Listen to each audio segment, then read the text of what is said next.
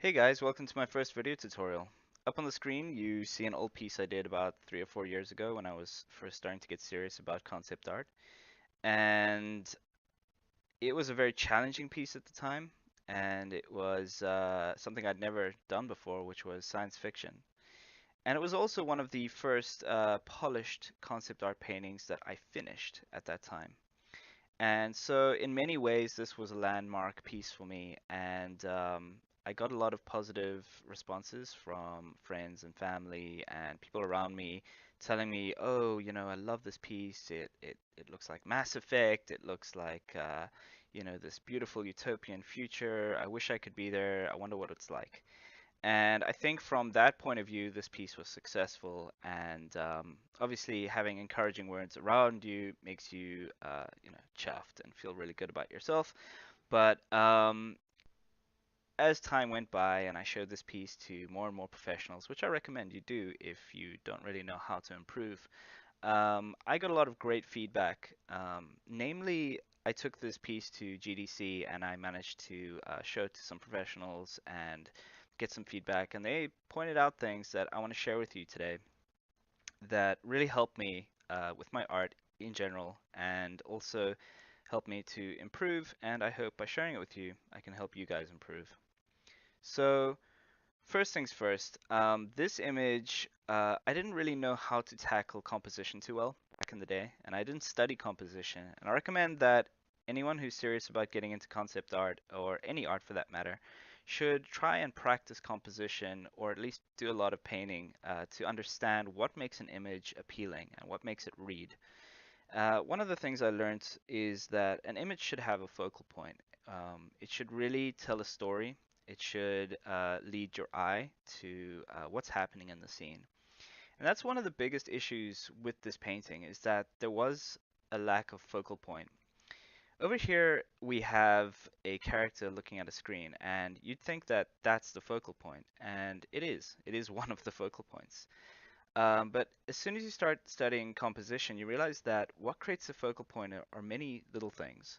It can be lines leading to it, it can be the contrast of values. So here we have one because there is a contrast of values here. There's a beautiful color. There is some form of lines leading to it, and it really just sticks out. But you know what else sticks out? This window, because you've got a dark value up here and a light value here, and you've also got wonderful colors. What also sticks out is this clearance area because of the same thing. What else sticks out? Well, this corner up here because the values are really bright and then they get really dark. And so the main focus point, which is actually this character over here, does not stick out. And it's not even lit properly. And that's the sad part about this piece because I wanted her to be the focal point of this image. Originally, the narrative was, we're at eye level and we could be a player in this universe in maybe a game or maybe we're watching a movie and there's something that sticks out. And I wanted it to be a character who is waiting for you. And there's just so much conflict in this image, pulling our eye away from this area. Even though I have all these perspective lines leading to her, like up here and down here, that was my intention, and it kind of failed. So, that aside, you can really improve your composition when you create one thing and then you service that one thing using the entire image. And I think moving forward, that's what we're going to be doing. We're going to be creating a focal point, and we're going to be concentrating on making that focal point the area of most importance. So, another few things that I just want to run through that really annoy me with this piece. The way the lighting is coming through here, it's exciting, it's fun, and it lights up this area here. But what isn't good is that it's really strange. There's kind of like a sense of disconnect, the way that the light falls here and then stops for this little carpeted area and then starts again. And I think it was kind of like an OCD thing that I was feeling at the time, not understanding overlapping light is a good thing, right? I think I was just like separate everything and it'll be cool. And it creates a really strange, almost surreal feeling to this image.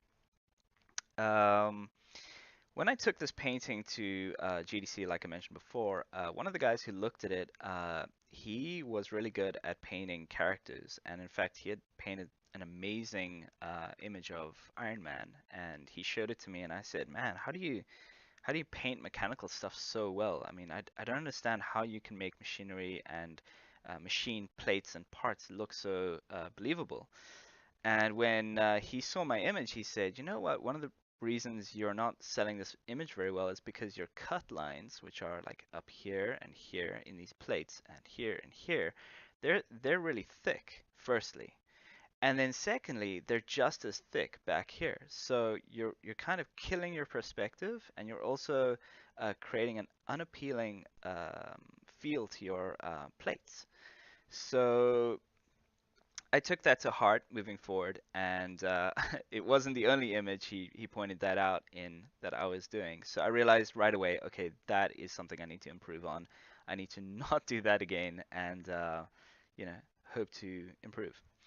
So this image overall, my intention for it was to be a clean utopian science fiction future, and there are parts of the image that carry that, like the smooth painting up here and over here, but there are parts like down here in the corner with the sloppy brushwork, and maybe over here the texture is maybe a bit too extreme. And I was trying to sell what the material was, and that's fine. I think, it's okay, but I could have, dialed it back just a little bit, and I would have still had that effect. Even here, like there's this really weird shadowy stuff happening, and I think it's because I tried to reflect some of the light from the windows and the shadows up here for some reason. And I don't think it reads too well. So on top of all of that, we've got some really chaotic light sources up here that I think I may have been influenced from an actual photo of a hotel foyer. And even up here, I put it up there again. And I didn't realize at the time that when you put a light source in your scene, you're breaking the control of value in areas. And that was one thing that moving forward, I didn't repeat, thankfully. Um, it's also kind of strange how my lights down here start to diminish over time. And that doesn't happen in real life either. Light sources stay pretty bright. So there was just so much about this piece that I didn't understand, and I think it's important to point out to you guys that that's okay.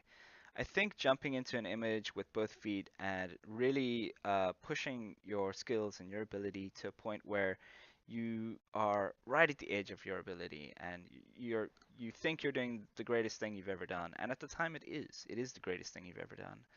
And I also think it's quite natural to feel after you've completed an image that, hey, this is a great image. You feel awesome for like a week about it, and then afterwards you just feel, oh God, it's so terrible. And then over time, you see all your mistakes. I think that's totally awesome and totally cool. And you guys should embrace these failures. They make you grow exponentially as an artist. Speaking from my own experience, that's just how I feel about it. So, what else can we look at here? I wasn't too happy about this carpeted area. It was a bit confusing. I don't think the texture read as strongly as it should have. I think it just looks like color, like I just slapped color down. And I also think that my perspective is kind of crazy. Like it's almost bending here. It's like bending up to go around that way, and the carpet's going this way, which is fine. But then this perspective doesn't look right. Like it's what's happening here, right? It's still large, and then here it's about the same size, and it's supposed to be diminishing. The perspective looks wonky, honestly. And I think that's just me trying to control too much at the same time instead of keeping things really simple. And that's a mistake I had. Being a self-taught artist, I just kind of jumped into things and started to create an image before I really understood the fundamentals 100%. I would say at this time, my perspective understanding was good, but it wasn't strong enough to know how important it is to hold on to that perspective throughout the entire time you're processing an image. Um, so I just want to talk about this outside area a little bit as well.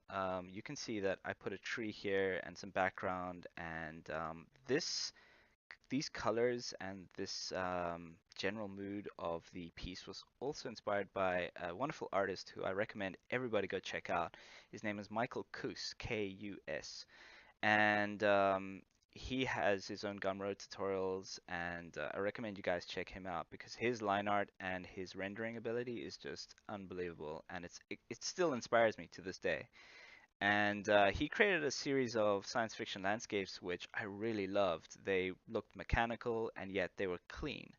And he used to infuse these incredibly interesting backgrounds. And so I was inspired by that and, of course, the Mass Effect backgrounds to create one here that was just as appealing.